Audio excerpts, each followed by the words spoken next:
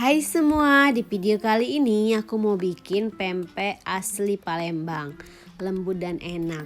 Gimana? Mau tahu cara aku bikinnya? Saksikan video ini sampai selesai.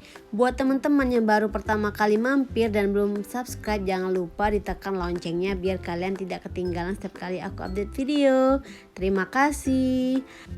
Pertama, aku menggunakan 500 gram ikan tenggiri giling, 250 ml air es dingin. Kenapa pakai air es dingin?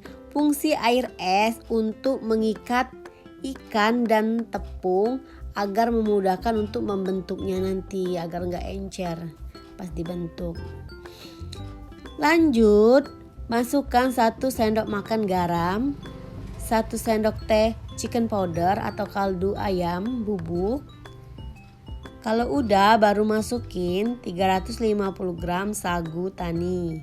Sagu biasa juga nggak apa-apa.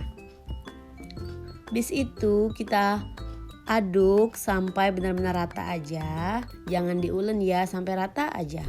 Habis itu balurin tepung sagunya agar nggak lengket.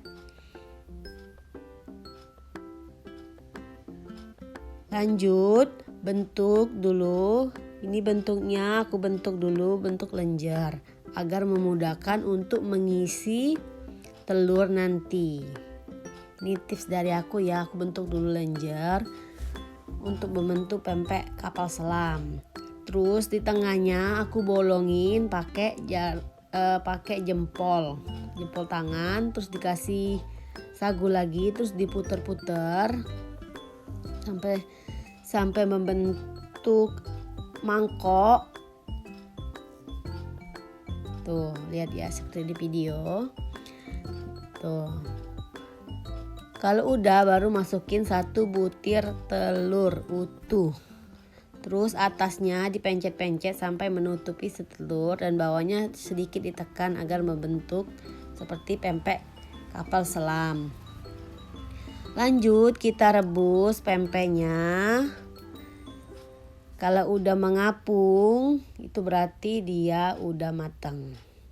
Lanjut, kita potong dulu pempek kapal selamnya. Tuh, ini enak banget, lembut, super lembut, enak, gurih. Kalian wajib cobain.